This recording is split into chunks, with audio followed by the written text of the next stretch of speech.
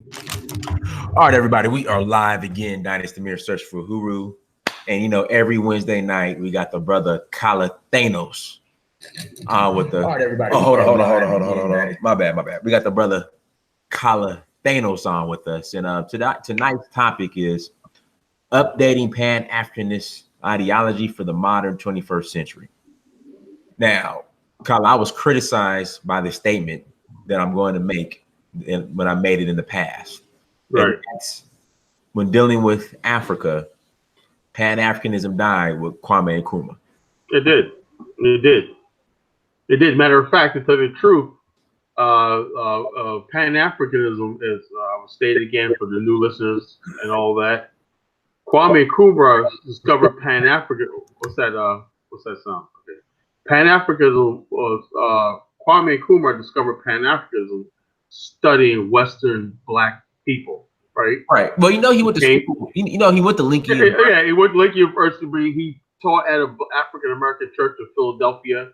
So he was a leader in the African American community for many years before he went to London and stuff like that. So he was familiarized with the Black struggle here in the Black man in the West, and he understood that things have changed outside the forces outside of Africa, the ideologies and everything like that. The world's perception of Africa directly affects how Africa is viewed, and that in turn it reflects on how the world's going to treat Africa and Africa's access to the world. This idea that Africans think they're going to access the world without bearing the brunt of 400 years of seeing a whole continent as the dark continent and all these things and everything that's been shaped in the Western mind through literature, through movies, through everything else, right, is a farce. That's why when you hear something like, "Oh, Nigeria's coming to America doing this," Nigeria, well, I could go to America. That's a farce, because white people have never ever once stopped their racist ideologies towards Black people. If they don't like Black America, they certainly don't like where Black America spawns from. Okay, they were back in the days. They tell, take your Black ass back to Africa. You know what I'm saying? If you don't like our modern way of life, you'll starve in Africa. You'll die in Africa. So how is that if that's what they told us all years? Scare us to stay into America. Why does the Africa think he can come over here and have so much respect, like white people respect him so much? So in other words, basically, you tell Black America Africa is a horrible place, terrible disease, rats, roaches, and people get mauled by lions and whatnot, poor life expectancy, Ebola, all the stuff like that. They terrorize us with, right? But at the same time, okay, African immigrants, oh yeah, we welcome them to America. That doesn't work. Pan-African, the reason why African immigrants were allowed to come here and assimilate here is because of Pan-Africanism. There's a Pan-Africanist culture in Black America that they tap into. There's a Pan-Africanist culture that allows them to assimilate and blend into Black society, right? But Mexicans and Hispanics don't have that. Even to this day, many generations, Hispanic is still seen as a foreigner. Somebody could be from Puerto Rico and be subject to being deported. Well, I'm a Mexican, Puerto Rican. What's the difference? So the story, the narrative of America was you do have these Black people, African descent, right, that are part of America. The African immigrants come over here and if they keep their mouth shut, they can blend in. So ICE is not looking for them. Why? Because this is automatically assumed that if you're Black, you're African American. Okay. Now when I say updating the 20th century, I'm gonna get back to that. And people will say, "What was your point, Colin? What were you rambling for?" Okay. Now I'm guilty of this too, right? When I first got on, I've been studying Africa and stuff like that. It wasn't until I got on the internet, so social media came around like 2007, right? And I started visiting different African blogs and stuff like that. I started going to different Kenyan blogs. I went to Nairaland and everything, and I thought there was gonna be this love. And everybody understood who Kwame Nkrumah was. Everybody was on page for Patrice Lumumba. It was all fight the power. And Africans got our back, we got their back, and all stuff like that. And I began to read the comments of some of the Africans. I'm like, don't you understand where our ancestors fought for Kwame? They're like, who the hell is Kwame Nkrumah? That's what they'll ask. They're like, who the hell is Patrice Lumumba? Who the hell is Nelson Mandela? Just like the average kid doesn't know who Tupac or Biggie is, Right. The African doesn't know who these men are. They mean nothing to them. They mean something to us because they spoke our language. They talked about black liberation, all stuff like that.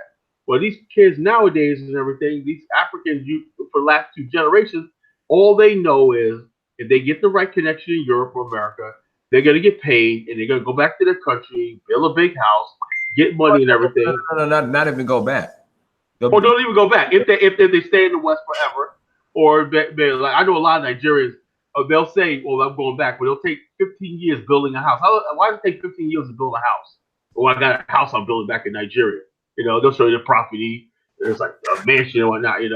While they're living in Philly or New York or whatever for 2 decades. Okay, like, yeah, it's where I'm gonna retire to back there. That's what they're thinking about. I mean, be honest with yourself. When we come out into the real world, right? Shit is real. It ain't like Black America. We think we got all the time in the world to keep fucking around and playing around and stuff like that. In Africa, a lot of Africans know that green card can be taken away, right? They say the wrong thing, they could be back. They could lose everything. You don't know what the highest suicide rates in the world is? When African immigrants fail in the West, they come back to thing like they failed.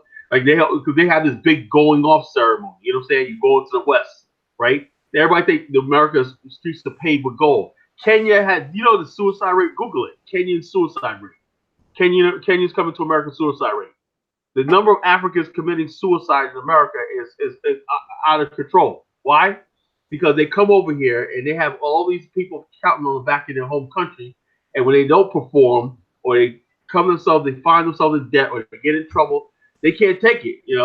They're taught that the Black America is lazy, racism doesn't exist, and all stuff like that. So when they do fail, right? When they do fail, because there's a high failure rate, people don't talk about that. Most African immigrants, there's a high failure rate of African immigrants coming over here. They tell you like they're all successful, they're all just like that. That's only a certain percentage of them. They did a study. They found that the majority of African and Black immigrants face the same racism and shortcuts and discrimination as African Americans do. But the thing about them, they're in the worst position they are because they can't complain about it. You see what I'm saying? Right. They can't complain about it. Now, when I'm talking about updating Pan-African for the 21st century, right? The Pan-Africanism we were talking about for all the time, right? Was the Pan-Africanist ideology coming out of Garvey, Kwame Nkrumah, and all these other people, Sekou Touré, Kwame Touré, and all these other people, that was based on the post-colonial Pan-Africanism, where you had all the African countries and the people of color, or this whole third world unity mentality, right? Let me tell you what happened over the last 50 years. When the first major conference, well, we have many different Pan-Africanist conferences, but the first major international conference of any significance was the Bandung Conference in Indonesia. I don't know if anybody ever heard of that, right? Oh. The Bandung Conference in Jakarta, Indonesia, happened in 1955, right? All the world third world leaders from Asia and Africa were there. Okay, Kwame Nkrumah was there. Adam Clayton Powell of New York was there. Sukarno of Indonesia, Lee Kuan Yew of Singapore, Ho Chi Minh was there. All these leaders of Korean leaders, all these leaders around the world there. Leaders from Arab countries, everything right there. The Bandung Conference, the main thing was how to end white supremacy and colonialism over the of Asia and free ourselves and set up policies that by treaty that will all help each other. All these Asian countries will help each other through Pan-Asianism, right? The idea of Pan-Asianism to help ourselves free ourselves in 3 decades from white colonial rule, right? Every country that signed the charter at the Bandung Conference in Asia freed themselves in 2 decades from European domination in economics, politics, language, everything. Okay, Asia is now free. Asian companies, Asian businesses, Asian infrastructure, all that was basically built because of the treaties of the Bandung Conference. They all came together and said, look, the main enemy is the Europeans and all these other people. We want to pull our people up out of poverty and create a middle class that's growing to this day. Now Singapore, once a crown colony of the British Empire, its per capita income is higher than Great Britain's, right? Something that Africans don't believe could ever happen. South Korea, once one of the poorest countries in the world, it had less infrastructure than Ghana. Now a powerhouse, rivaling, surpassed most European countries, one of the highest GDPs. Hong Kong, Macau, okay, Taiwan. All these countries became industrialized and developed over a decade. Created a whole new middle class. Now you look at Asia right now. They got so many millionaires and billionaires that they're completely a region unto itself. Okay, unto itself, sustainable. They already passed Europe, and the later part of the 20th century and the 21st century is called the Pacific century because most of the goods and services and economics are coming out of Asia, right? Now look at it, 1955 in Africa, right?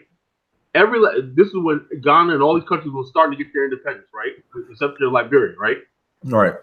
Every last single country in Africa said Pan-African, right? Africa was not part. This is another thing. Most Asian countries were in ruins because of World War II, right? Flattened, ruined, destroyed. They had to rebuild their cities. They had to do all that stuff like that, modernize, work together, modernize. Africa was left intact, right? When the Europeans said, "Okay, we'll give you independence." Now look at cities like Freetown falling apart, Monrovia.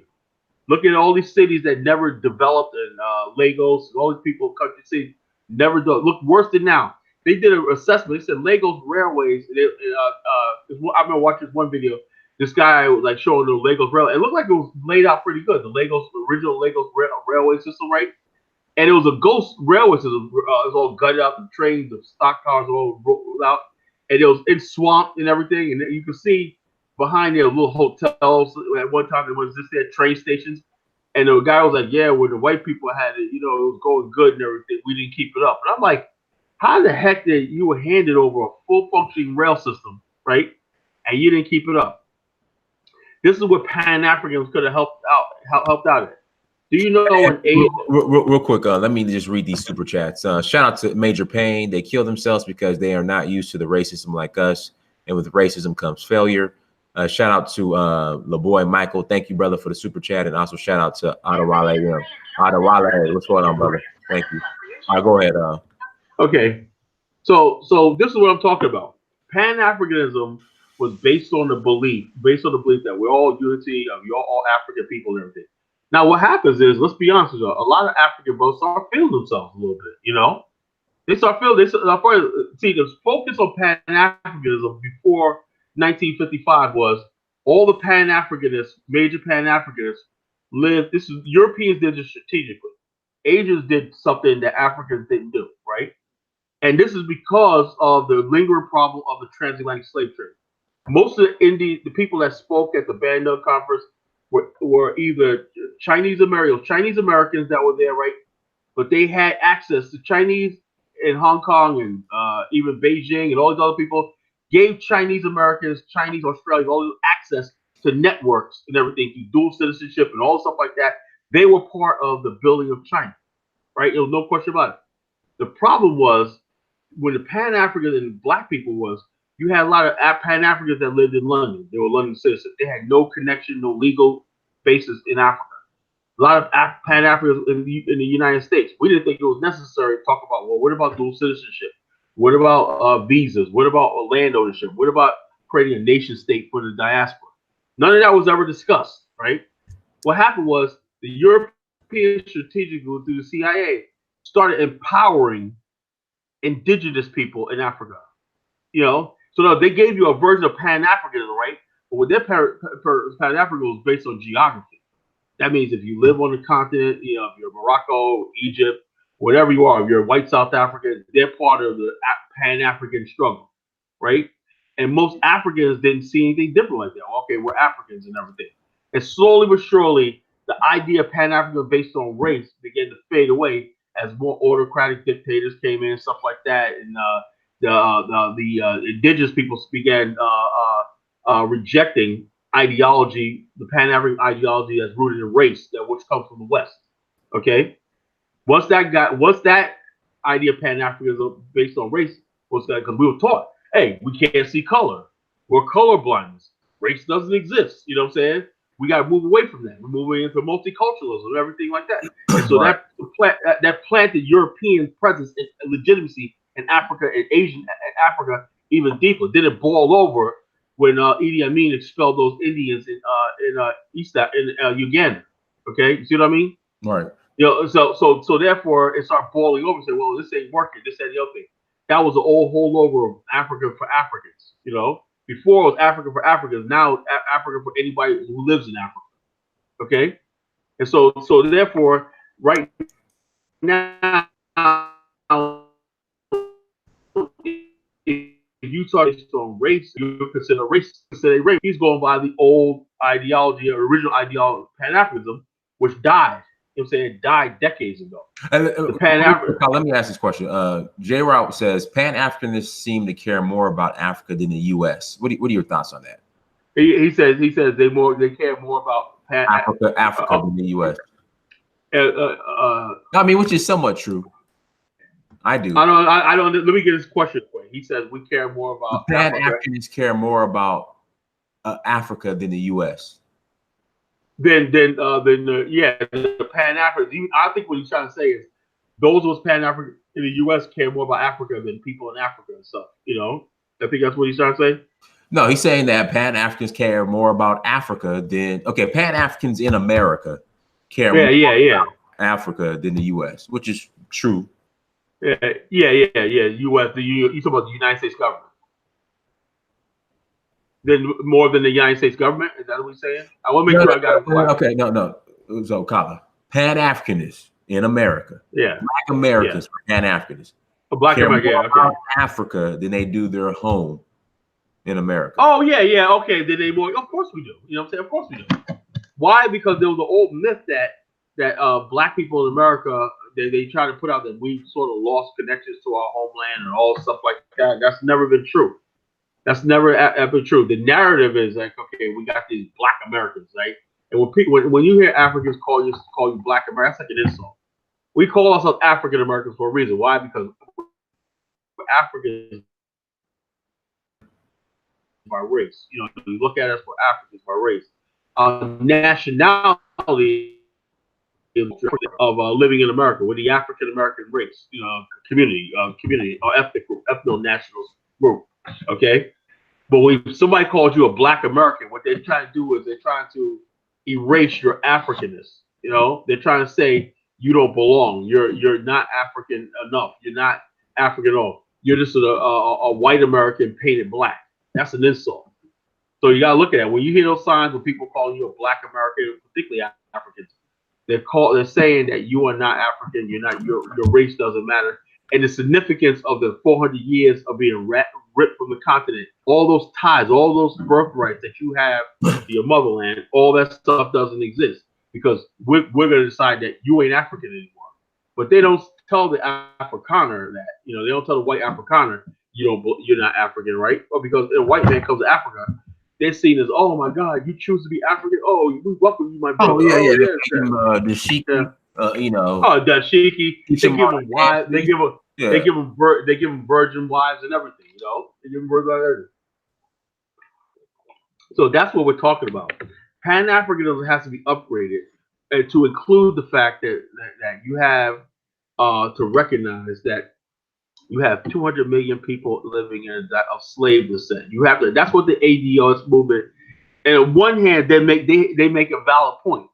They're like, well, Pan-Africans never produced anything tangible for black people in America. And I'm like, you step back. And I'm like, first you get mad, then you're like, wait a minute, tell us some truth here. Well, let me ask you, why do people, instead of accepting that fact, get offended? Oh, well, people, what it is this is what it is. This is a black. You gotta understand. I have a PhD in Negroology. You know what I'm saying? All right. When you talk about Negroes, right? If you say up, they'll say down. Right? If you say left, they'll say right. If you say a Negro, anything that is there's an old saying that a joke of the college Genesis. What appears eventually becomes apparent. That's lost on a lot of Negroes, right? In other words, if you appear like a fool, it's apparent that you are a fool, right? If you appear like you're smart, it's apparent that you are smart, right? If you appear that you're black, obviously, it's apparent that you're black. If you appear that you're white, it's apparent that you are white, right? What appears is apparent. Black people cannot accept that. You know, they can't accept the fact. Why? Because it's such a deep shame to be black in America, right? So black people try to change their what? Appearance, right? We want to change. We want to put on straight hair. We want to do all stuff like that. Why? Because what appears become apparent. You want to put on the feather in your hat. You see the dudes right there with the feather in their hat and everything, feather, and they trying to be Native American. They're trying to appear and be apparently a Native American, right? So what appears becomes apparent. If you walk around, I've seen black people out there try to tape up their eyes to look Chinese or whatever like that, talk about the Asiatic, you know, what appears becomes apparent. The Asiatic black man. The Asiatic black man. See, I got cheeky eyes, man. See, hey, yo, man, I got cheeky eyes, man. I'm like Chinese, man. What appears becomes apparent, right? So therefore, the black man has never been in a position where we like, damn, look in the mirror. The average black man can't look at himself 10 minutes more in the mirror. Why? Because he doesn't like what appears there. You know, he's always something else. He's always the Asiatic. I was like, fool. If you really want to know what you are, my mother's half this. My mother's half this. Blah blah blah blah blah. You know, something like that. What appears become apparent. Just to take a long, good look at yourself in the mirror, right? Don't do nothing else. Just stare at yourself in the mirror. You will appear like an African, right? And because after you appear to yourself like an African, guess what? Apparently, you are an African. You're a black man. You're an African descent, right? Mm-hmm. Native Americans don't have nappy, kinky hair and everything. They don't have brown skin. Native Americans are red. Right? A white man called the red man. You are black. You know what I'm saying? We are black. You know what I'm saying? We have kinky hair. The only race of people on the earth that have kinky hair like us is the people on the African continent. That's where we came from. Your ancestors came on a transatlantic slave ship through the hells to the hells of North America. That's what appears, and that's very apparent, right? You can't get on the internet talk about, well, I ain't black. Well, that proved to me that slavery. No, proved to me that slavery not existed. Show me a slave ship. Okay, well, I'll go like this. Show me what any European ship, the Mayflower, that's still around. Is the Santa Nina Pantheria and Columbus still around? No. Where all the hundreds of ships that brought Europeans over? Are they still? No. So if European ships that brought them over here for generations is not still around, why would slave ships still be around? What appears, because it was obvious that these white people came here from Europe. Why? Because they appear like the Europeans that still live there. You, when I look at you, look like the black people and the African people that's still on the African continent. You were not here before the transatlantic slave trade, right? Stop telling yourself that. You're not a mole. You know what I'm saying? You're not an Asiatic. Indigenous mole. You know what I'm saying? You know what I'm saying? You're not from Turtle Island. You're not from all this stupid nonsense. You came from Africa via the transatlantic slave trade 400 years ago to this month, to the next month. Okay? So stop it. That's the first thing, right? Mm-hmm. Now, Pan-Africanism. Shout out to Joe Liz Juaniso for the super chat. Thank you, brother. All right, go ahead. Okay, now Pan-Africanism in the future has to be like this. It has to be mutual beneficiary. We black people in America have never benefited from Pan-Africanism because, like I was alluding to, with this, black people only go use Pan-Africanism to reject. We know we're rejected by white society. So people are saying integration. I'm a Pan-African, black power, blah blah blah. That's not because they actually believe in it. That's not because they want a real connection. So some do. Some actually go over there on pilgrimages and stuff like that. You got people trying to build a theocracy. Some people really want the Pan-African experience, right? But those brothers can be dangerous too. Why? Because when they get over to Africa, they found out that when some will make you explore. And I know how. For me, when I say that, you know something, I'm giving up a lot here, and it has to do with most of the African Americans. When you say that, you know, so I'm sick of American racism, I'm going to Africa, I'm going to build with Africa, and you get over there and you see a white American and he's getting first class treatment in a restaurant, right? And or he's got business going on. I know so many people that went to Ghana and Nigeria and other places are struggling. I would say, like, I'm just putting my business out there, but they're not really doing well. But I see white people go over. I know a couple of white guys that listened to my show 10 years ago, right? Went to Cameroon, get the Ghana and Cameroon, got a major contract. You know, said I didn't know Africa even had electricity. I listened to my show. He found out that Africa has needed IT and tech firms and all that, right? He went over and said, man, he called me Mr. Genesis. He called me Mr. Genius. Mr. Genius, man, I said, gone to the stock market. I got this business going on over here. I just came across the show. A white guy. You know what I'm saying? A white guy. Mm-hmm. So my radio show put a white guy on Africa but I know black people have been over there for years and never got, still to this day, don't got nothing going popping off. So how does that make you feel? Where you got Lebanese and all these other people like that going to your motherland where that's supposed to be your territory. You know, it's like somebody coming on your home turf, right? Is Africa really your home turf, right? Does Pan-Africanism really work? Are there loans and stuff like that available for you when you get to the continent? This is what I'm talking about. We have not really thought this really thing out. We're coming over there with everything. We're giving up the most powerful country in the world, America. All we have to do is shut up. And America gave us one way out into America. This is one ticket. After all the hell they put us through, they say if you forget about slavery, right? Forget about slavery. Put it out of your mind. Forget about slavery and embrace America for the future. You'll be one. And a lot of black conservatives and everything like that, they decided to do just that. They decided to forget about slavery, right? Forget about Africa. That's another thing. Forget about Africa. You see how what's his name on the O'Shea show? We started talking about Africa. He gets all crazy. You know what I'm saying? What's his name? ABL, whatever his name is. ABL, yeah. Yeah, this guy want to jump through the computer and strangle it. Captain Black Power, Captain America. Yeah, Captain America. He's not even Black Power. He's Captain America Negro. You know, if it was about Black Power, I'd say okay, we'll power to you. But the bottom line is, somebody like him, if you even mention Africa, he wants to fight. That dude will swing on you. You know what I'm saying? That dude will physically attack you. But brag about how the KKK used to give his grandparents Christmas gifts. Oh yeah. So Negroes like that. That's the ABL. They want us to turn into a bunch of ABL. That's what they want. Clone army. And then the reason why they clone a whole bunch of ABLs, you know, that's why we're here right now, right? Because if we go to sleep, right? If I go to sleep saying I don't want to be college justice no more, we'll look on the news the next day.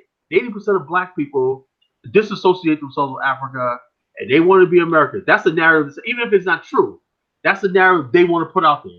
But because we got Search for Who, this is the Black African Infrastructure Organization, many others, they know that's not true. Now the question is this, though. There's a lot of people who look down the road, like ADOS people, say, Pan-African failed. What can y'all do? Have y'all accomplished? And I'm saying, I have to say, you know something?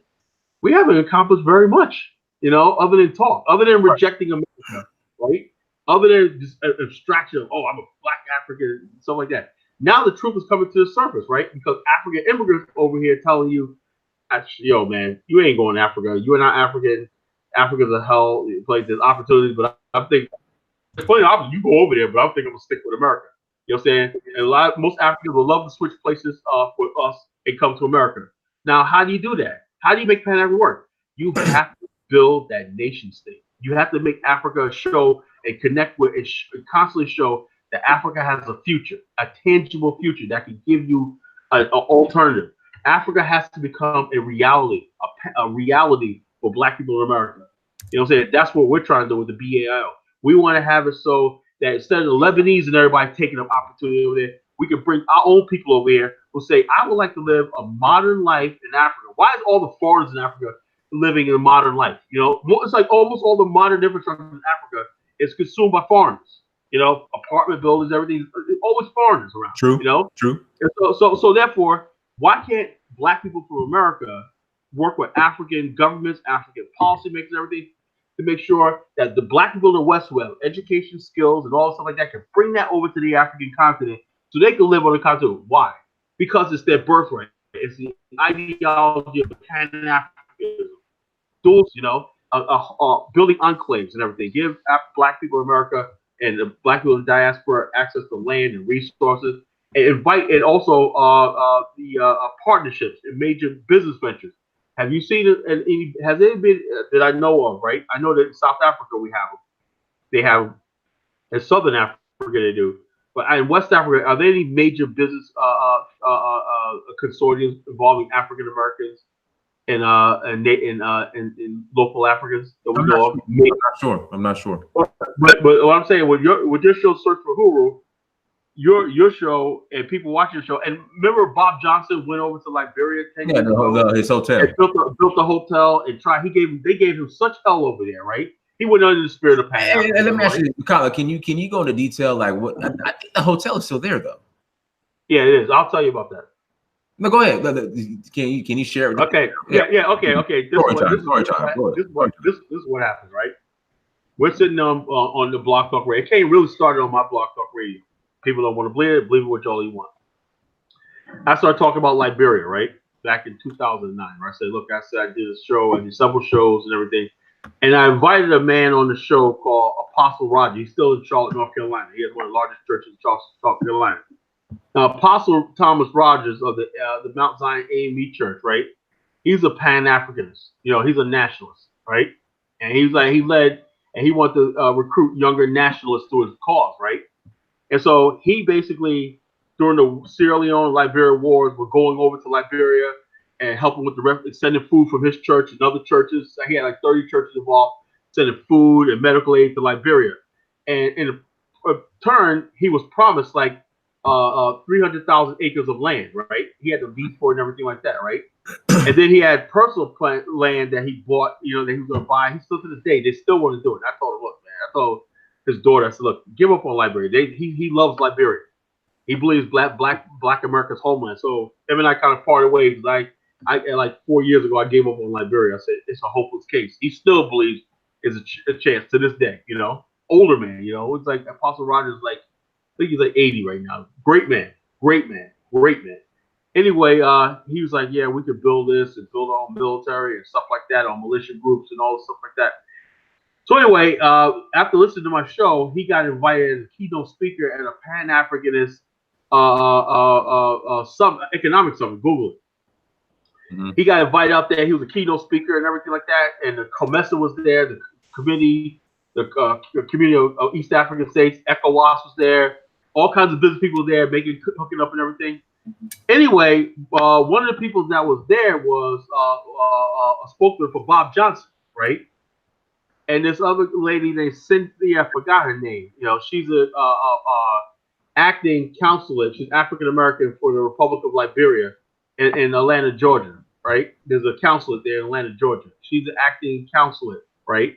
And she's not official position and everything. But anyway, our group and everybody talked to her and everything. And then what happened was there was several companies interested in doing business in Liberia.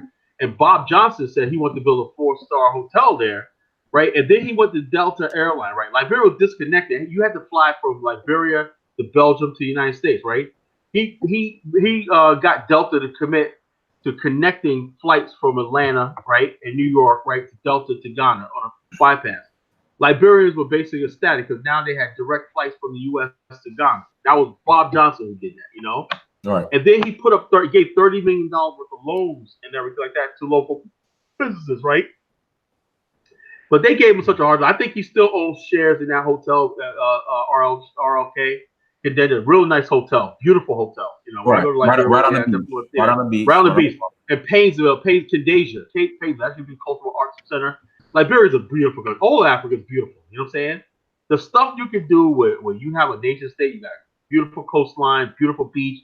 He envisioned in 10 years. That was 10 years ago. He envisioned in 10 years he would have like 10 different hotels in the country and spread throughout West Africa. But West Africa don't have their shit together. Why? Because he was going on the assumption of Kwame Nkrumah, Black Power and all like that. And he understand that these people don't think like that. They don't think in terms of race and what we're doing together, that we're connected. They see other black people as competition. They don't see Africans, Europeans, and Lebanese as competition. They see other Africans as a threat. You're moving in on our women. You're taking our land. You're doing this like that. You're doing it like this. What has African America done for Black Americans? But lately, it's just take resources and stuff like that. Like we make the no-go zone. Yeah. I would love to build will they build with us? Yeah. Liberia is a mess. They elected the wrong man for president, and it's a mess. It's a mess. I don't know what's gonna happen.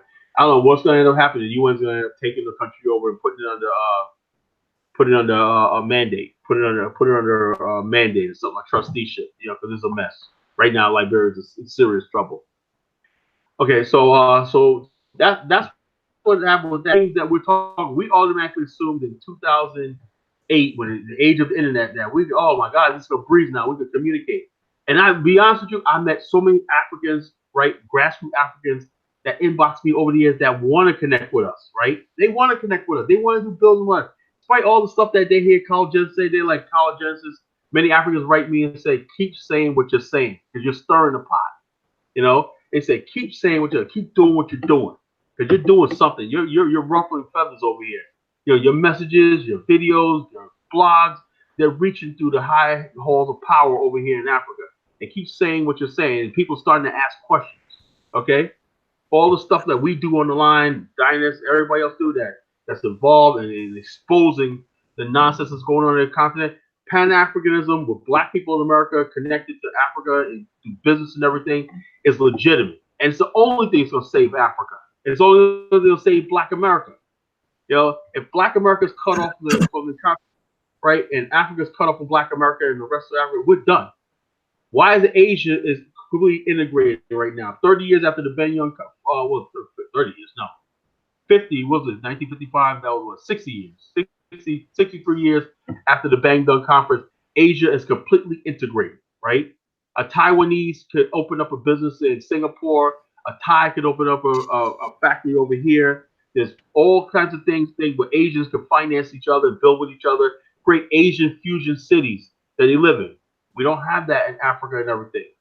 And most Africans who got money want to leave the continent. They want to go to Dubai. They want to Europe and everything. They don't want to make Echo Atlantic Lagos a hot spot. You know, they don't want to make Rwanda a hot spot. Let's build Rwanda. We don't need to go up there. We got the beautiful coastline. We got everything we need right here. We got everything right here. Why is it that we have to go to Europe and everything? Why? Because Pan-Africanism failed. The fact that so many Africans have to rely on Europe and everything, still have these colonial ties. And I'm going to talk too about why Pan-Africanism failed on a political sense. And then we'll talk to why it failed on a cultural sense. You know, I blame Black America for the failure in a cultural sense, right? I blame Africa for the failure in a political sense, right? Because Africans should have recognized after that disastrous, after the 1979 Pan-Africanist Conference held in Monrovia, Liberia, right? All right. The Europeans tried to thwart it by instigating the rice riots. You remember the rice riots in Liberia? I do. That was an attempt to slow down that conference. That conference with the African military base that never got completed, where all the African governments were going to commit to building a military station in Liberia. Okay? Liberia was going to be the headquarters of African peacekeeping all throughout the continent. They were going to explore and build a modern military that's capable of challenging the West. At the time, the West was in Angola, in the Congo still. Okay? And so therefore, the OAU under Tolbert said, no, you have to get out of Angola, get out of the Congo, right? South Africa must withdraw from Namibia or Southwest Africa, stop supplying Renamo, a group they call Renamo in Mozambique. What was Renamo? Samora Michael said the great revolutionary leader of Mozambique, he died mysteriously in a helicopter crash, right? You know, Nelson Mandela years later married his wife. You know, him and Nelson Mandela. Whoa, are you serious? Yeah, well, they were friends. They were before that. Him and Nelson Mandela were close friends. And when Nelson Mandela was in jail, when I think she was living in Europe or whatever like that, but they still remained friends. You know, they were friends. Then all of a sudden, after Nelson Mandela got out, right, and Winnie and everything, there was more to it than that. Winnie was getting ready to divorce Winnie and everything like that. Then he started dating her, and then he married Samora Michael's wife. You know, Richard Michael. You know. And so, anyway, the Western powers in South Africa and in Portugal founded a group called Renamo, a revolutionary group called Frelimo, right? They could accuse Frelimo of being communists, but they weren't. But the communists in the left supported them, right? Right? They supported them. Renamo was a counterculture, counter-resurgency of nothing but thugs with no call. The South Africa gave food, money, training, and everything to fight Frelimo, and that's what neutralized the Mozambique war front. So now South Africa was about to be surrounded during the apartheid time by all these hostile black states. You know, so South Africa, along with the CIA and all these other groups, right, and NATO and everything, began to put these armed insurgents that we still see right now in the Congo, right? These insurgents they have no real cause. All they want to do is what they call kill, burn, loot. That slogan, kill, burn, loot. You could spend 20 years looting, burning. Hey, Kala, somebody said you never explained why they gave Bob Johnson a hard time building in Liberia. Well, it's look, if I was to explain the Liberian mentality, it would take three days to explain the.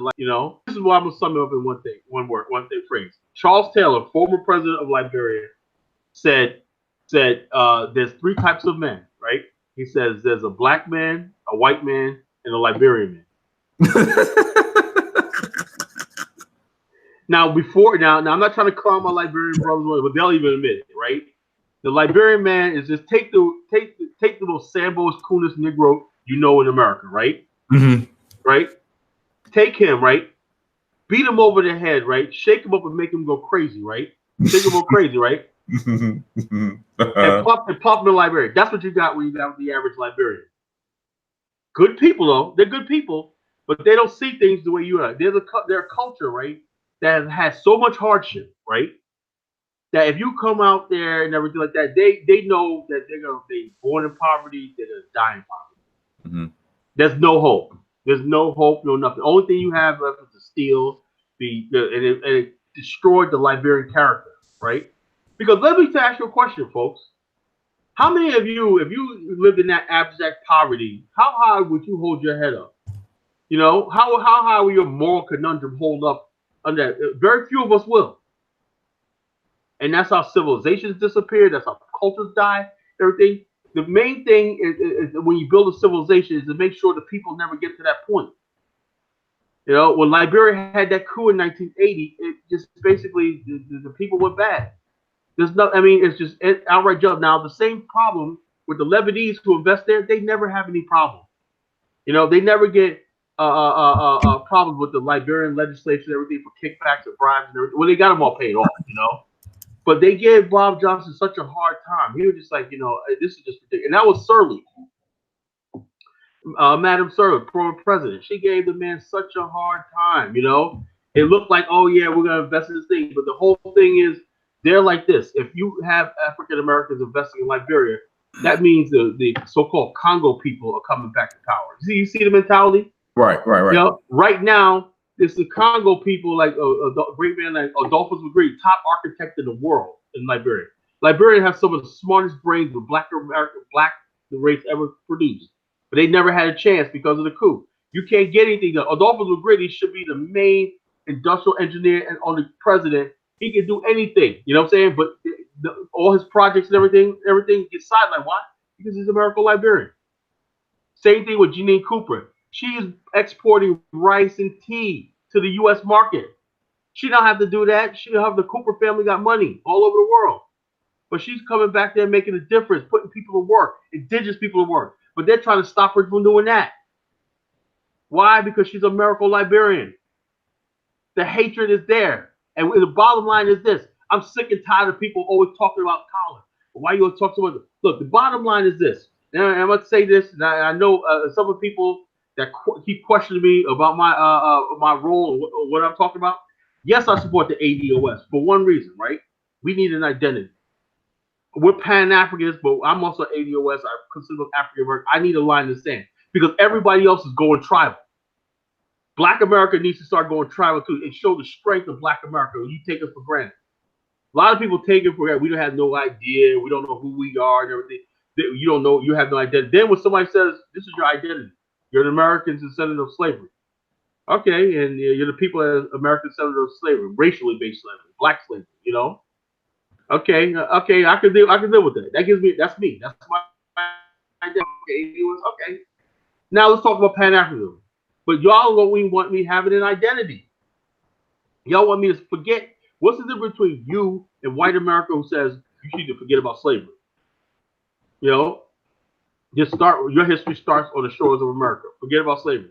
And your history really started right after the Civil War, Or matter of fact, your history started in 1965 with the Civil Rights Act.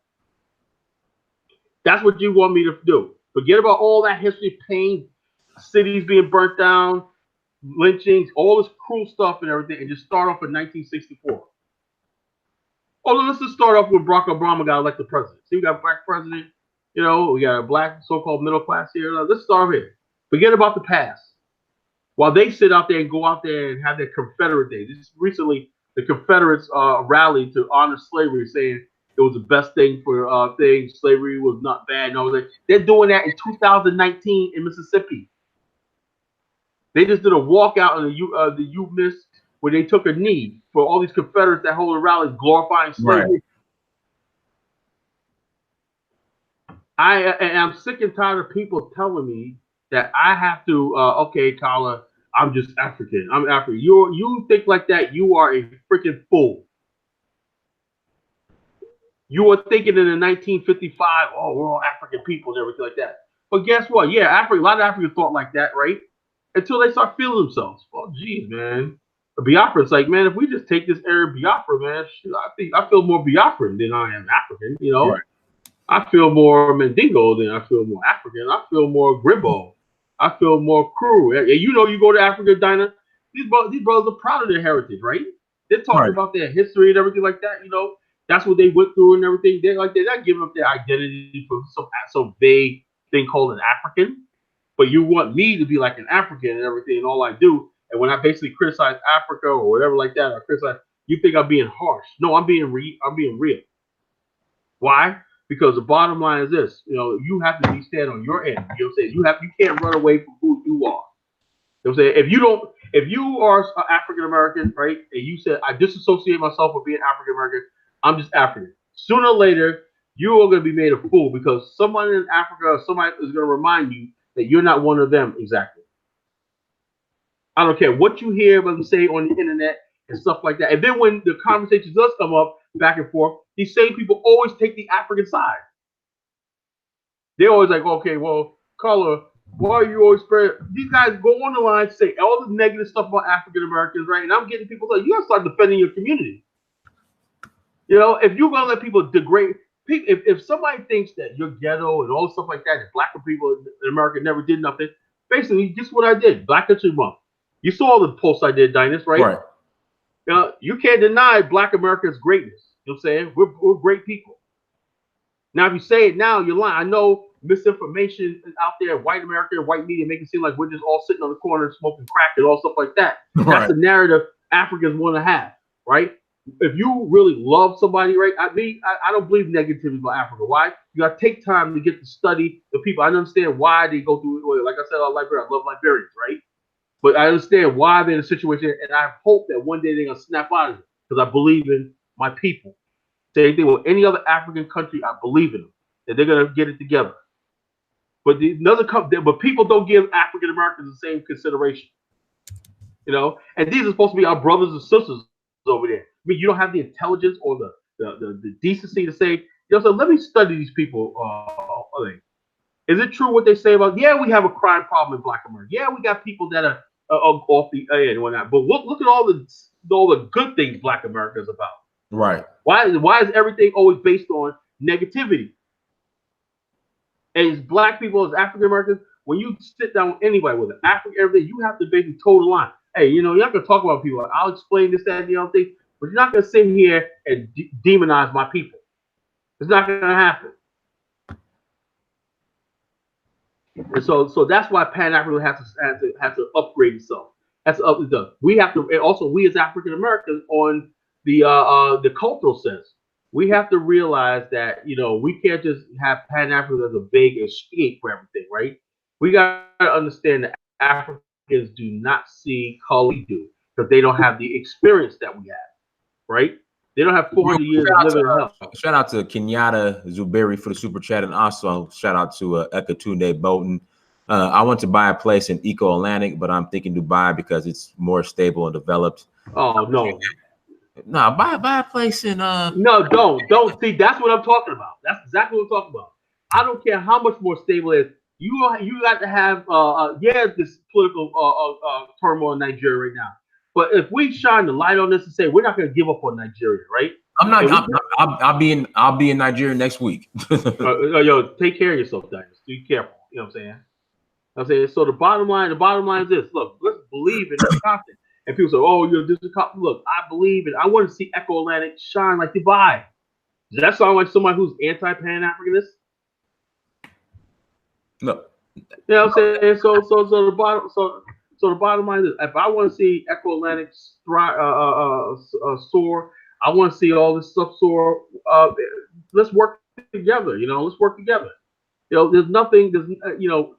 Africa and the African people is all we have. Let's build it for the modern age. We have to, as Black America, we can't. Pan Africanism before was our imperialism. We injected our view of Africa on thing. White people said it was this hopeless place, by jungles and everything like that. We were this place of liberation where you're gonna get off the plane and everybody's gonna be like singing boom shakalaka, boom shakalaka, boom shakalaka, and they're gonna be throwing roses at your feet and everything like that. You know what I'm saying? And women are gonna be bathing you with myrrh and you're in the motherland and all stuff like that. But the reality, and they'll say, yeah, there's this big contract waiting for you in Africa. There's everything you want to do. Africans are gonna hang on to your every word. Can BGS IBMOR come on? He says it's not possible to build a nation state. You want to make that or no? Okay, I'm gonna give him a few minutes. Go ahead, bring him on for a few minutes. BGS, send me your email address. In fact, BGS, I'll email you. I'm gonna give you my email address. Give me your email and I'll email me and I'll forward you the link. I want one of these people that basically says we can't build a nation state because we're gonna get our reparations in America. I hope he's not one of these types of people, But the whole thing is this: we have to basically understand that there's realities in Africa, political considerations, right, and political considerations and everything like that. We can't bring our view of Africa, right? Like I'm careful what I say when I go to the conference, stuff like that, because I understand that African countries have good relations with the United States, right? How do we do that, Dinus, right? When people, all these African countries have good relations with the United States, and they want to keep them that way, right? Right. And to say that's why they never say anything about racism or anything in America, right? We're just on our own. Black Americans on their own. They can murder us, right, in cold blood, right, and get away with it. Okay, we're just on our own. We have no political capital in D.C. Supreme Court, nothing. UN, nothing. Nobody speaks for us. Nobody's like, we're just a group. We're Americans, right? So how does Pan Africa help us politically on an international stage? It doesn't, right? Now we have to really just accept that. Accept the fact that African governments are never going to part ways with America over us. You saw what happened with the Gaddafi, right?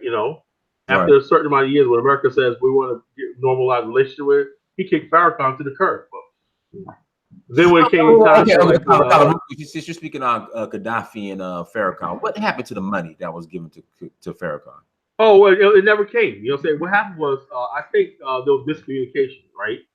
It was at the Million Man March. I remember Gaddafi. Somebody said to Farrakhan, handed him a note saying Gaddafi will give him $1 billion, right? Mm-hmm. And behind his movement, right? Stuff like that. Right? What happened was there was a miscommunication. He said, "Well, I'll put the wealth behind your movement." So Farrakhan went around telling everybody immediately, Gaddafi's going to give Farrakhan $1 billion, right? And then when Farrakhan figured out $1 billion was coming, he needed a way out of it, right? He needed a way out of it. He was like, I can't wait to get $1 billion, right? I was thinking too, man, this is what I want to do, blah, blah, blah, blah, blah, with $1 billion and everything like that, right? And so guess what? He said, well, the money's not coming, so I got to find a way out. So he goes to write to Bill Clinton and says to Bill Clinton that I need your permission to wire the money to America. Right? Of course, Bill Clinton said no. Yeah, but he was hoping Bill Clinton said no. He was praying he said no. Yeah. They'll say, what's your permission? They'll say Bill Clinton said no. He probably like, oh, thank the Lord. All right, brother, we got BGS. BGS, how do you properly pronounce your handle? Black Gnostic Speaks. BGS, whatever you want to call it. Okay, BGS. Or call me Eli. It's up to you. Okay. It's my African name. Okay. All right, cool. So So, brother, you're saying that it's not possible to build a nation state. Is that not an autonomous nation state like they're talking about? Why is that? Because you're going to build a separate tribe, and you already have severe tribalism as it is. And what country? What country? Pick one. No. Okay, tell me about the tribal situation in Ghana. What I'm saying is, you made a comment. Okay. You said there's severe tribalism. There is. You said it puts severe tribalism, right? Mm-hmm. Okay, I just picked the country. Tell me about the tribal situation in Ghana. Tell me what tribes are warring and what tribalism. They're not warring. They're not warring. You said. Okay. You're not gonna let me talk. You're not gonna let me talk. Go ahead. No. You said there was severe tribalism all over the place, right? Yeah. Right. I gave you a country. Tell me how tribalism has affected Ghana. Tell me what tribe is causing trouble and why they're not getting along. It's not okay. When I say tribalism, I don't mean that. No. So you can't change. Okay. All right. Okay. Give me your definition. Okay. No. You brought it up. You brought it up. All right, man. Okay. If you're not gonna listen to me, don't go away. Don't go away. No, dude, you're talking through me. I'm trying to get you to say. You said tribalism. Okay. All right. You said tribalism. You talk, man. Go ahead. No, you said tribalism, right? You talk. I'm not making you nervous, am I? No. You talk. Okay, I'll say you said tribalism, right? Mm-hmm. I want to know what tribe are you talking about? How long in the history have they been tribalized? What are they doing? Are they stabilizing Ghana right now? Ghana just had recent elections and everything. You said tribalism is so bad that you can't do anything in Africa. So how are these tribes? Many of the tribes still got their tribal identities in Ghana, but yet they still managed to form a functioning government. So you tell me how tribalism has hurt Ghana. Okay, I will. Okay, it's even in elections, even though Nkrumah actually did try to get rid of most of it by putting in the. You can't. He never tried to get rid of it. Okay. All right, man. All right, man. Okay. No. It's okay, man, because you're just going to. No. Go ahead, BGS. Colin, let the brother finish. Okay. Even though Nkrumah actually introduced the Prussian school system in the 60s, and tried to blend, do exactly what the West did, blend all the tribes together so they have a Ghanaian identity. Okay, they still have their tribal identities. Now, just because tribalism doesn't mean that you're chopping your heads off or they're warring with each other. The thing is, there's going to be disagreement. In other words, you can't form a cohesive bond like you do, say, like even in Europe. As much as they war together, there is a cohesive bond, and that's the issues that they're having on the continent right now. That's how come you can't have the AU. I think you're absolutely wrong. Okay, wrong. Why? You're absolutely wrong. First of all, this guy in chat room said, "Okay, it says here, dude, shut up. I'm in Ghana." Wow. And he's somebody in Ghana right now. He's telling you don't know what you're talking about. Okay, he's telling you don't know what you're talking about. If somebody said, "Dude, this dude," I ain't gonna quote that. You know what I'm saying? Quote that. Wait, let me say something. Okay, go ahead. Can you build a city state? Can you build a city state in Ghana? Will they allow you to do? No. We're not talking about Ghana. Okay. We're talking about Ghana. We don't know what particular country. You didn't. We're not. All right. Go ahead. We're not. Go ahead, man. Talk. Go ahead, talk. Cut me off. You say talk. Yes. Quiet, baby. You asked me a question. You asked me a question. Hold. Let me say something. Calm down, brother. Calm down. We'll get to you. We got plenty of time here. Don't say we got plenty of time. All right. Now, when we talk about building a city state, that's a long-term thing, right? Do you know right now in China, all over the world, they have these things called turnkey cities. They build a city. It's not like it was 50 years ago. We got to start a city from the ground up. Now they got layouts. Now they can build a whole city within 3 years. 3 years, boom, master plan. China got hundreds of them just sitting there, nobody in them, right? Same thing with Angola. They got cities built, right? They project, okay, in a certain amount of years, these people are going to get education. Eventually, the part is going to build up, right? Now, let me ask you a question, right? Okay. Now, if let's say a country like Namibia says, damn, we discovered oil, damn, right?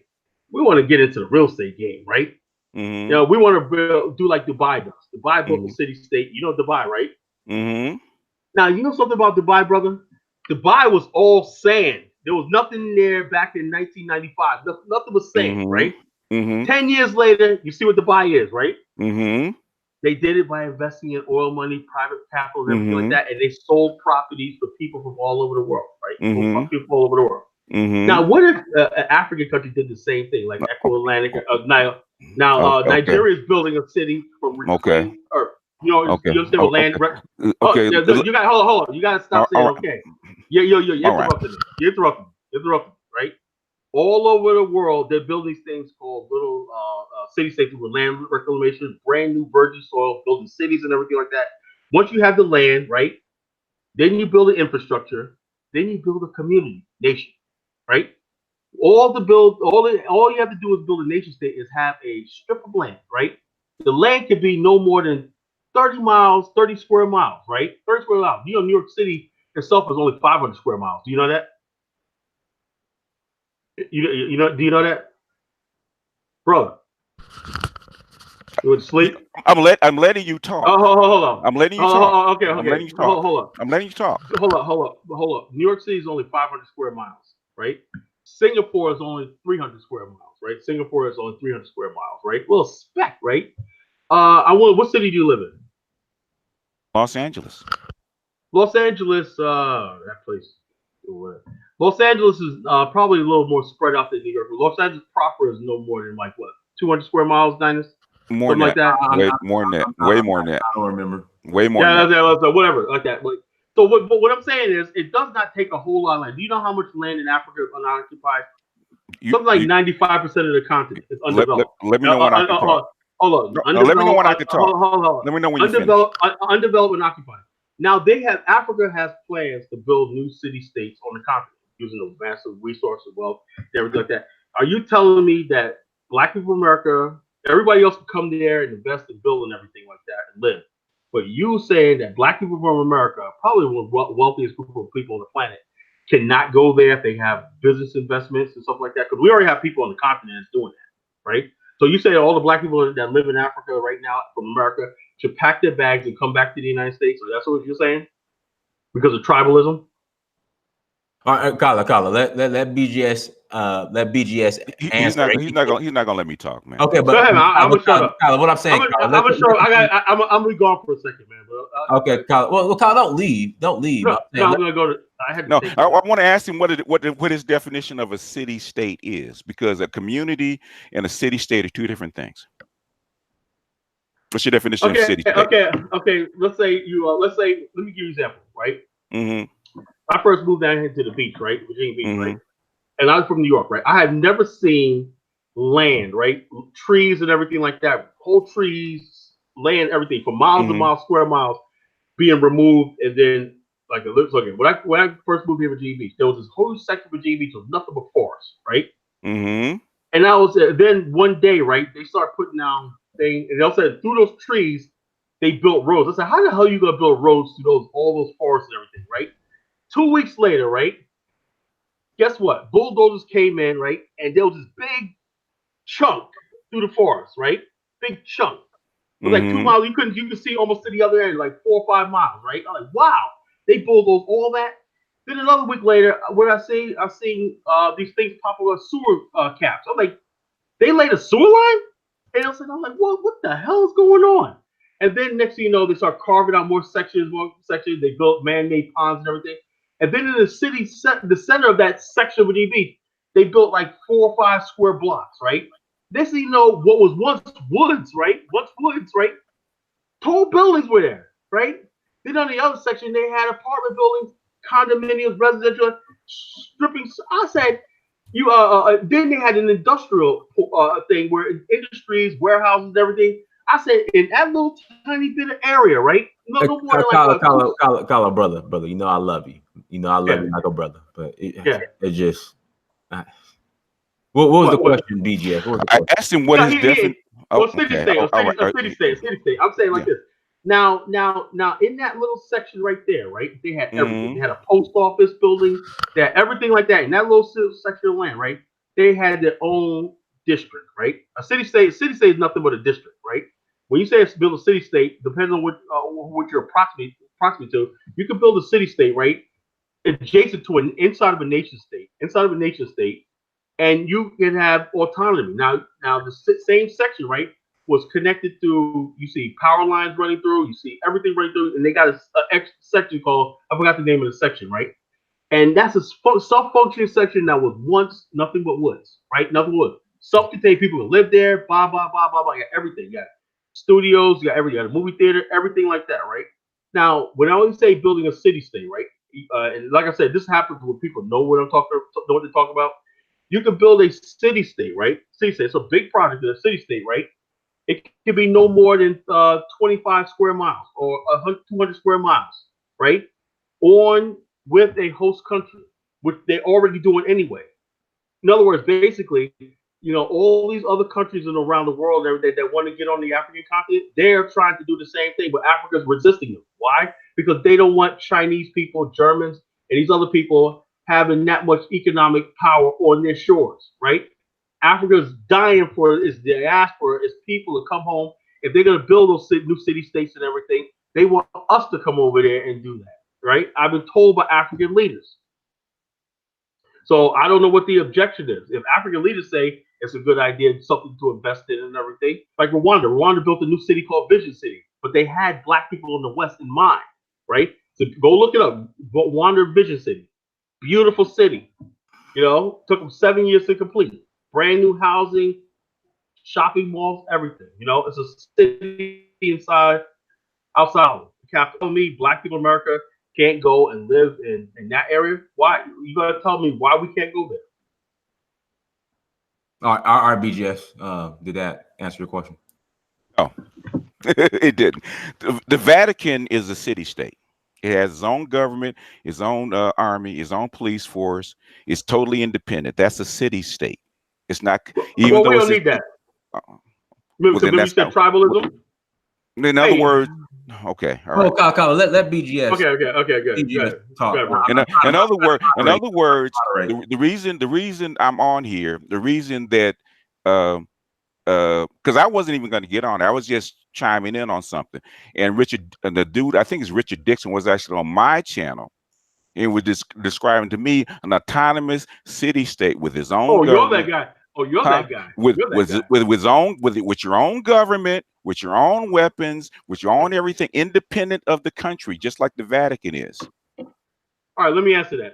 Oh, cool. So you're that channel. Okay. That channel, yes. He told me about that. He told me you guys weren't very nice to him, on that thing. He said you guys all ganged up on him. I don't really appreciate that. We didn't. The basic we talked. Kyle, let the brother speak. Okay. Moderate, man. Let the brother speak. Okay. We talked to him for like 3 hours, and we kept asking him questions. Okay, what was your plan? Who's going to host an autonomous city-state inside their borders, especially what Africa is going through right now?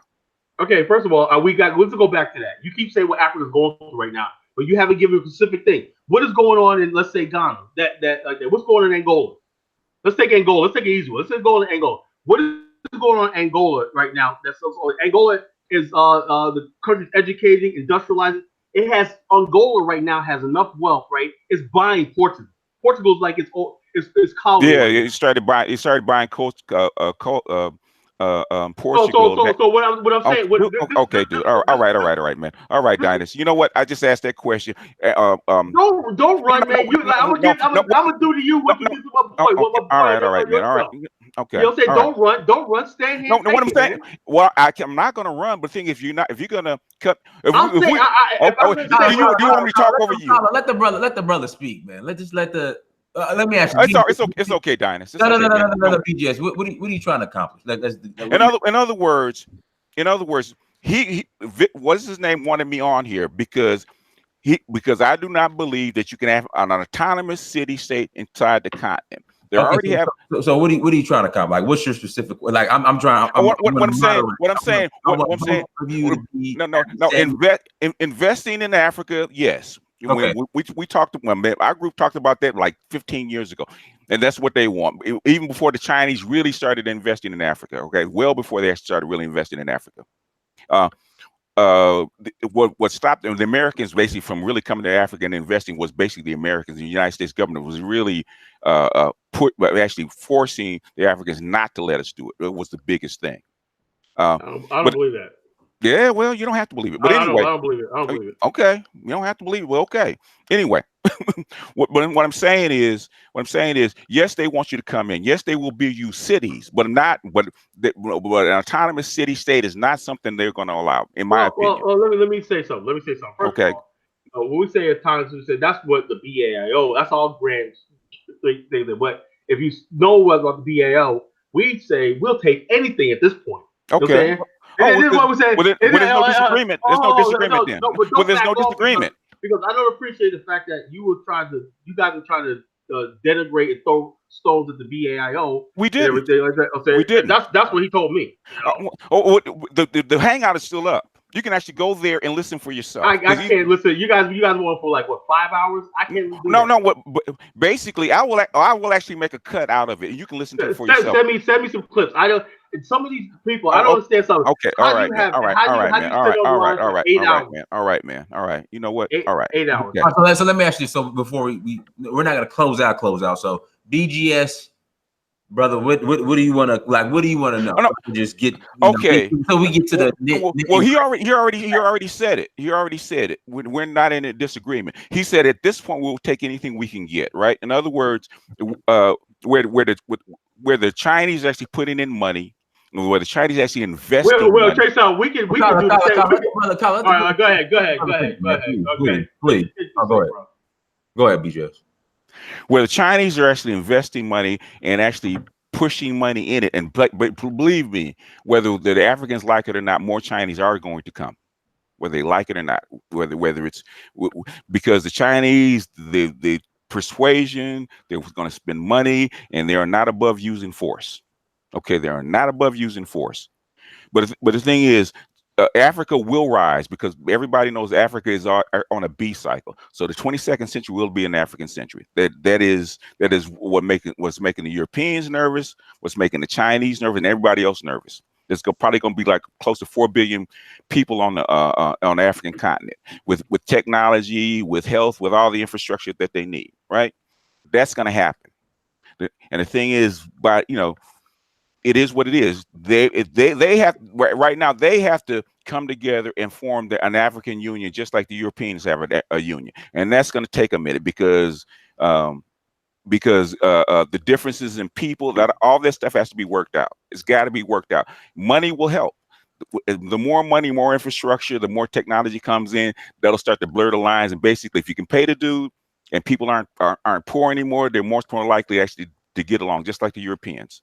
That's going to happen. The thing is, what I believe, this is just my belief. Now, it could happen. That's why I asked him, well, where's the host country that will allow you to come in and build an autonomous, not a city, because a city, an enclave, is different from a city state. That's why I asked you what the definition was.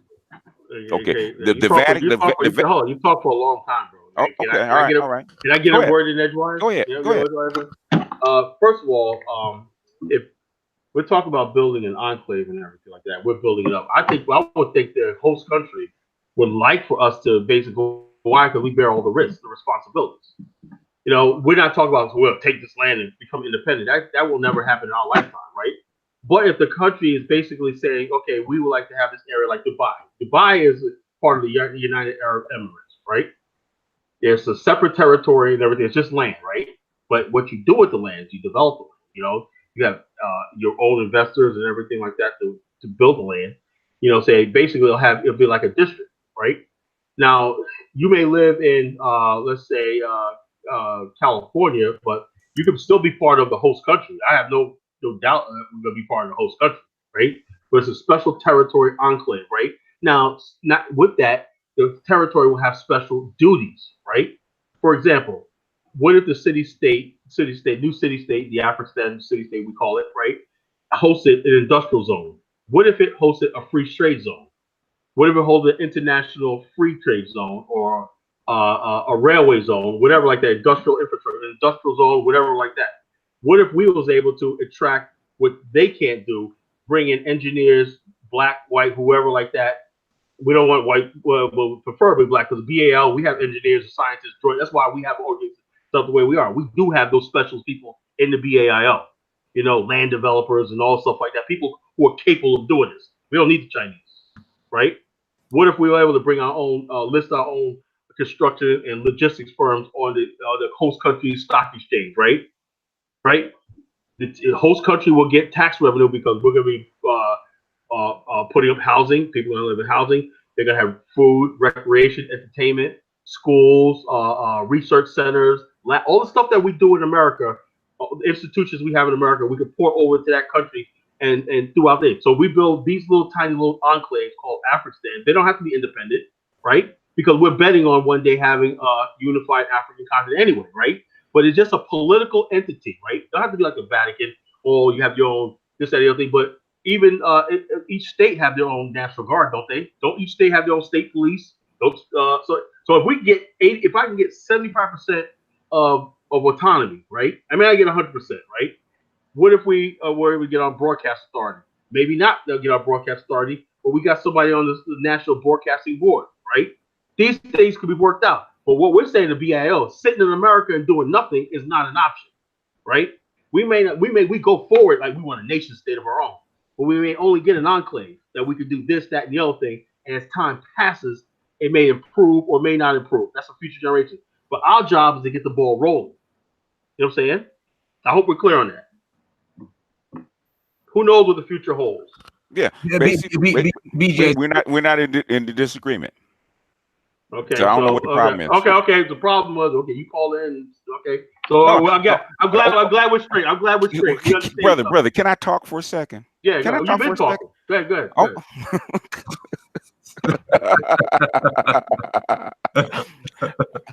I mean, I didn't want to interrupt your flow, but Victor wanted me to come on. He's the one that actually said I needed to get in, but you need to clear that up. That's the disagreement we're having. We're asking him, what was the plan? How are you going to implement it? He didn't know. He kept come back. He didn't know. I said, get somebody that does know to come on and explain it to us so we can hash this out. Okay. China's not going anywhere. China's not didn't spend. Well, China's overrated. You know, they only load Africa. Can I talk? Can I talk? Can I talk? Please, Carla, please let the brother talk. Please, go ahead. China's not going anywhere. Okay, there's three things. There's three things four things that China has. Okay, money, high tech, and is growing, weapons, and protection. Okay, Africa does not have that, and they won't have it for another at least 30, 40 years. Okay. And if China wasn't there, then there'll be nobody to keep Europe and America's off Africa's behind. Okay, China is the only path that they had to actually build an infrastructure, a modern infrastructure, because Europe and America were not going to do it, we're not going to help them do it. So China gives you the advantage. So there's things that I don't like about China, still don't like about China. They're customers. You're gonna have to deal with them. It is what it is. You made a devil's bargain, and you're just gonna have to wait and come out on the other side. It is what it is. Can I ask you a question? Go ahead. What specific country are you talking about? The whole continent, especially which. No. Because I can tell you right now. Okay. China's not in Rwanda. They will be. They're not. They're not. Why? Because Paul Kagame is a real Pan-Africanist. And he believes in black power. Mm-hmm. You know what I'm saying? The China's in Africa because the Africans, instead of embracing Pan-Africanism and working with it, Africa does not need China. Yes, they do. No, they don't. I disagree. No, they don't. They don't. Okay, all right. Africa does not need China. Okay. Where were they going to get the tech from? Okay, so first of all, Africa has a technology. You have technology all over the continent. You know what I'm saying? All right. China is, you know what China does? China takes everybody's technology, steals it, copies it, and sends fake stuff all over West Africa. They got fake Chinese stuff all over the country. What is China? China got bridges collapsing in Kenya. What are you talking about? Where does See, if you join, hold on, if you join the BAIO, right? All right, Dinus. All right, bro. I'm sorry for interrupting your talk. No, I'm sorry, man. I'm sorry. Hey. Don't run. No, please stay. No, man. No. You're not gonna let me talk, man. No, dude, you said I'm dude. Man, don't go nowhere, man. I'm gonna let you go, man. No, okay, here we go. BGS. Anything else you want to say? No, man. It's okay, man. I've been researching this shit, man, for like 25 years, man. We basically, if you read Walter Rodney's book, Why Europe Underdeveloped. Yeah, we all read that book. Oh, you all read it, right? We all read it, man. And basically, like I said, we have to upgrade. All right, man. All right, man. Okay, Pan-African now. Those ideologies of 25 years ago. I'm tired of hearing it, man.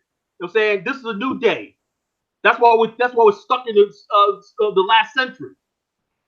We don't need these friggin' old, outdated ideologies. You know what I'm saying? I'm trying to come in and give you something new, a new vision. Until the Chinese came in and brought in technology and development, where was Africa? Oh no, that's not the truth. Where was it? Where was it? That's not true. That's not true. Where was it? That's not. You tell me. You tell me. You tell me. You tell me. Africa does not need China. You tell me. Let me say this. BGS. It isn't that. The thing is, the ingenuity is there. Yes. It's just the corruption is just so damn bad. No, okay. If you look at how the modern infrastructure is actually built, right. every country outside of Northern Europe, where it started, had to be bootstrapped by somebody. United States, Germany, Russia, China had to be bootstrapped. It didn't do it by itself. United States, but BJ, not to cut you off. I understand that, but there's levels to the bootstrapping, and it's just right now the where in the manner that China's bootstrapping Africa, the ingenuity is there to take over from. But basically in 2011, especially after they took out Gaddafi, right? We was talking to those folks. They said, look. I said, in fact, we were actually talking to a communist Chinese on the low, right? Said, look. You just took out the guy who was actually going to help China develop, help Africa develop because he had the money, right? You just took him out. What you need to do is you need to do for Africa what the United States did for you. In other words, you need to basically give them infrastructure, start allowing the Africans to come in and actually start doing what you did with the supply chain. Start with infrastructure. Start with buildings, small things, and as far as manufacturing and working their way up the chain, just like you did. They started with America allowing China to do it in the 70s, and Africa's on the same pace. So basically, but if you put them on, they know if they put them on the off ramp, basically Africa is actually due to take over, because that's the way the rotation works as far as civilization is. And that's the risk that they took. So we're in bed with them. It is what it is. But what I'm saying is, with the ingenuity in the diaspora and on the continent, they don't need China. It's just, again, African leaders are just doing a terrible job managing Africa. So I think that's the difference between Africa and China. In regards to the U.S. Okay. Yeah. I would say really dig in and do your geopolitical research and find out how civilizations, or this modern civilization, is actually built. No, we appreciate you, Eli. Was it Eli? Yeah. Okay, we appreciate you coming on. I want to get the closes, say my final thing. But thanks for coming on. Man. All right. Fair debate. I hope we found some common ground. You know what I'm saying?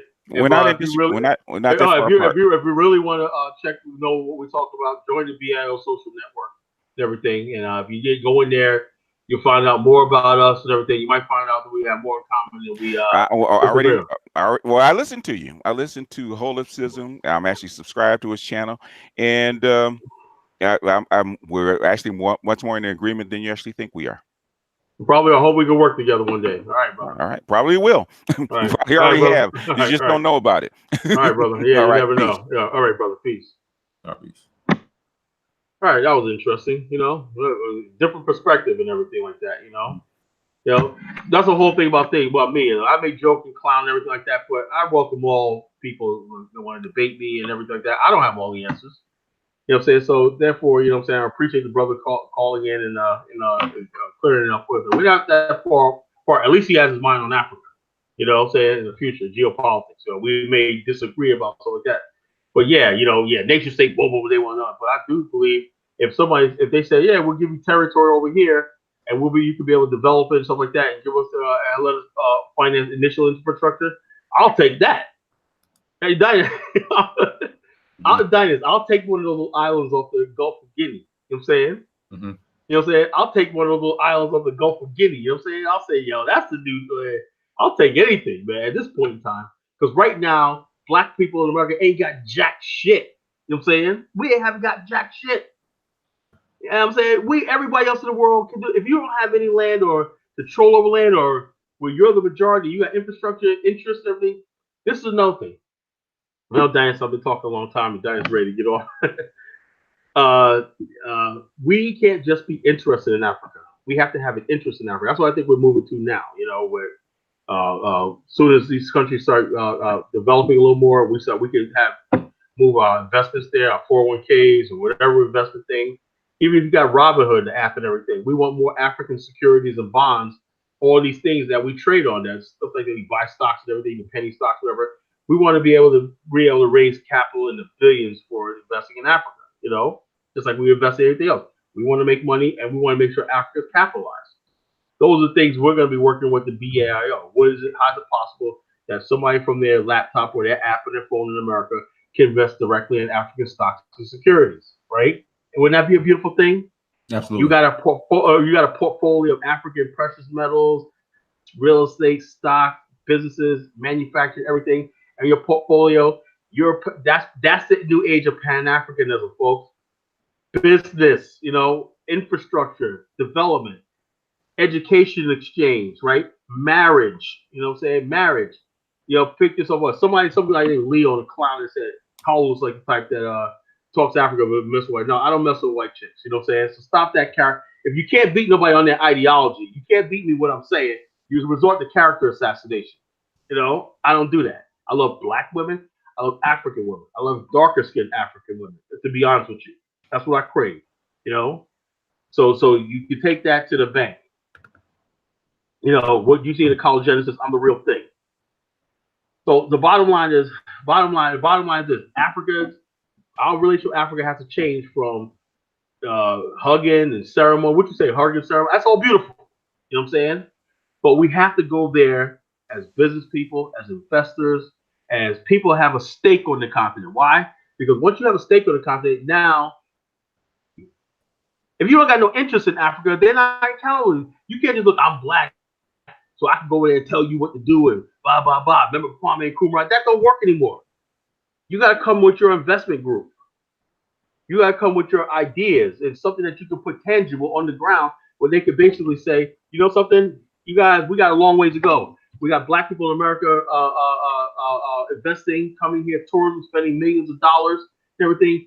And also not only that, the relationship changes. If we're going to build these enclaves and everything, we have to have good relationships both with the Western governments, China. Like I said, okay, I agree with the bro. One thing, if China's there, we got to deal with it. Yes, so I agree with that. But the bottom line, this idea that China's going to flood Africa with millions of people and they're going to basically be dating African women and stuff like that's not going to fly. I'm sorry, they can keep that. If they're going to flood the continent with cheap goods and products and everything, that's what Paul Kagame. You got to get Bell on, and she's going to give you the rundown. She did all her research on Rwanda. One of our members, our administrators, went to Rwanda for 2 weeks, and she basically toured the whole entire country, spoke with government officials and everything, and then opened for the BAIO ideas. So all of us, you guys keep opposing us, keep doing what you're doing, right? Because very soon we're going to be manifesting and doing this stuff all over the continent, right? The BAIO ideology is real. Sign up, join us. You might as well join us because you're not going to be able to beat us. As simple as that. So yes, things are going really good. I can't be more happy in my life and everything. All the hard work I've done over the years and everything like that is finally starting to bear fruit. And I'm seeing younger people joining the BAO, people of my age and older, and younger people like Dynas and everybody else coming up under me and everything, like not under me, but after me and stuff like that. Taking initiative, and everybody's getting excited about a new version. Why? Because modernization and the new relationship of the BAL version of Pan-Africanism is taking root, right? Pan-African will win when we have something tangible. It's all about tangible. It can't be about hugs and kisses and emotionalism. It's tangible. What projects are we working on the continent? What do we mutually benefit from? What stake do you got on the continent? You have to come there like everybody else as an investor, as somebody that has a stake on the continent. That's the future for Black people and Pan-Africanism. Because it has to be something tangible. Because the Chinese, like the brother was saying, they're bringing something tangible. You may say, oh, the Chinese, the Africans don't really think they need China, but they don't. But the Chinese are putting that money up, and that's hard to resist. So, Diane, anything else? I want to close out. We'll put the link in the chat room. Yeah, for the link. I think there was you could go ahead and close out, but there was a sister that wanted to come on. I was going to give her opportunity too, but you don't have. Oh, okay. No. If you want to come on, go ahead. All right, sister. Come on. What's sister's name? Hold on one second. She just emailed me. Let me go to the bathroom for a second, Diane. Okay, go ahead.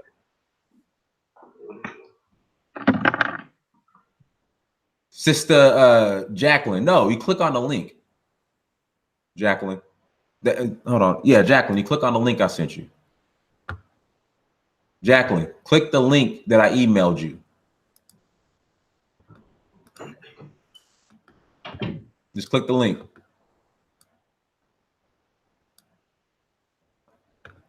All right, everyone. Well, thank you for joining us. Make sure you hit that like button as well. Jacqueline, click the link that I sent you in your email. And you can come on. Guys, make sure you hit that like button. I don't have my Tumlini bags with me right now. They're upstairs. But make sure you go to tumlini.com and check out the bags. Hope you guys are enjoying the show. Yeah, I saw that bullshit in Johannesburg with the pastor resurrecting a dead dude. That was hilarious. We have to crack down on these hustling pastors, or else we're gonna have an issue. Jacqueline, we are waiting on you. Click the link in the email. Jacqueline, we're gonna give you 2 minutes. But let me put in the meantime, guys, make sure you go to the BIO name site. Let me put the link in the chat room. Somebody said, Erica says, I hope we allow to. I let everybody talk. Jacqueline, you got Jacqueline, you there? Can you hear me? Yeah, we hear you. Okay, good. We can't see you though. Yeah, you can't see me. I'm doing my hair. Sorry. Okay, no, we gotta see you in all you're doing your hair glory. That's what I'm saying. That's one of the rules. That's the rule. No, I'm gonna hang up. There we go. Okay, there we go. Okay, Miss Jacqueline, how you doing? How you doing? You got something you need to get off your chest? Yes, I just wanted to make something clear. I think, when we're dealing with understanding ADOS, I want to make it clear that we are not following Dr. Claude Anderson. Now, I know this brother's talking about Pan-Africanist, and I'm a strong Pan-Africanist. But I know a lot of people in the chat room were talking about ADOS first, right? So if it's ADOS first, what did Dr. Claude Anderson say?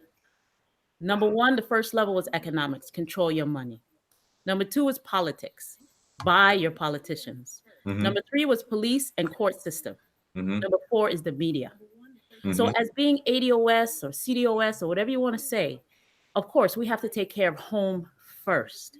That's how we strengthen and unify. Then we can now talk to Africans in Africa. And I'm not talking about the coons. I'm not talking about the disrespectful ones that come into America and disrespect the ADOS family. I'm talking about the Malemas, because there's got to be more than one Malema out there in Africa, right? So we have to take care of home first. We have to know that we can unify. What I just heard earlier was disgruntledness. I heard argument and I heard ego.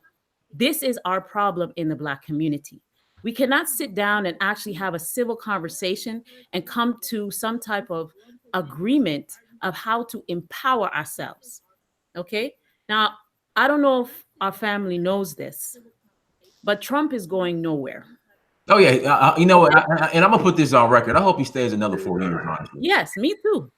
Kamala is a distraction. Mm-hmm. Anybody else that's coming in and saying that they're president is a distraction. And honestly, I think it's designed that way. Because although there is an awakening going on, which I'm very happy there is, that we're not just taking, oh, Obama was black, let's vote for him. We're not doing that anymore. We're saying we want answers. Are you going to do reparations? But what I'm saying is, when the smoke clears, and we know Trump is not going to give anything called reparations to us, are we going to unify really? Are we going to follow the protocol of Dr. Klein Anderson, who's been working and busting his butt for years on trying to get us somewhere, right? So that we can have tangibles, like the brother is saying, to go to Africa, buy land, buy, the things that we need to start to have a foot in Africa, okay? Because what I'm seeing a lot too, there's a discussion of African versus African Americans. I'm saying we got to put that aside. I'm saying we have to have a roundtable discussion. We need to sit down and talk about the pros and cons of how we can do this, because time is running out. We are so busy on the physical aspect, we're not seeing things that are going on globally. The planet is shifting. The environment is changing. North is no longer north. South is no longer south. They're talking about another ice age coming into the Americas. They're saying that we need to live closer to the equator. That's Africa. That's South America, those places like that. So how are we going to be able to survive just that? So we sitting here talking about tangibles 2020, and we talk about ADOS. Fine. I'm proud of that. I'm happy about that. But we're missing the bigger picture. And the bigger picture is knowing what's going on around you, knowing that the planet is in trouble. You understand what I'm saying? So that's going to take the UN, if they're legit. I don't know. It's going to take us. It's going to take us to sit down with our brothers and sisters in Africa, right, who are close to the equator, to say, look, we need land because we're in trouble. You have the powers that be that are manipulating the weather, that are poisoning our food. We're dying by the hundreds of thousands every day because they are purposely poisoning our food. They're poisoning our children, right? So that has right now nothing to do with all this other stuff that we're talking about. This is right now, right? They're inoculating our children forcefully. So we need allies. We need our African brothers and sisters. The African brothers and sisters need the ADOS. We need each other. But there has to be a round table discussion. Get the disrespect out the way. Get the coonery and the buffoonery out the way. And let's get these dilemmas. Let's sit down with them and say, how are we going to do this? Because nobody's in our corner but us. There's no Trump. There's no Kalema or whoever that you think there is. We are wasting our time sitting there thinking that we're going to get any form of reparation. The day we get reparations is the day the dollar collapses. Do you understand this? America is owned by China. China alone owns California, the whole California. China owns that, right? So who are we asking for reparations? I do study and history all the time. And as a matter of fact, the reparation money started in Canada. The money that was given to the slave owners to let go of the slaves was money that came out of Canada. You can research that. So we are messed up. We don't even know the half of it. The rabbit hole is deep. And I'm saying we are just crawling on the grass, and we need to wake up. Sister, what I was going to say, we could do a separate show, but what we'll do, we'll let Kala respond, and we're going to go ahead and close out. But okay, thank you so much. Oh, no problem, sister. Anytime. Kala, would you like to? Thank you. Well, I don't disagree with anything she's saying. I don't disagree with what she's saying. She spoke very passionately about what's on her mind and hearts and everything like that. Not everybody's think like the college genesis and everything, but like I said, I appreciate the sister what she had to say, and like I said, she was absolutely right. We got to stop all this nonsense and everything, and unify and get together with each other, and stop all this ADOS and African American, all this kind of nonsense and everything. Trump's not going to save us. Kamala's not going to save us, and she's right. As soon as they give you reparations check, the dollar is going to collapse. Hey, there's nothing more to add to that. All right, cool. All right, brother. Once again, it's been an explosive show, brother. Thank you so much, Kala Thanos. Yeah, no problem. Anytime. That's what I'm saying. And then Kala, we won't be on for a couple weeks. I'm headed to Nigeria Sunday, so. All right, okay. You have Nigeria. John going back with you? Is he staying here or what? I don't know. I got hit. In fact, I need to. He's still in Alabama. I don't know if he's like hiding out. He don't want to go back right now because of the violence over there. It's like crazy. I don't know if he's hiding out in America. I told him he could come to my house for a few days and whatnot. You know, if he needs to do. Mm-hmm. But he still got to do that thing for us in DC. You know, and he got to go to Delaware still. You know, he got to do some stuff for us. You know, before he heads back to Nigeria. Mm-hmm. You know, so yeah, cool. Like I said, well, until next time, family. Dynasty Mirror, Kala Thanos. Peace. Snap.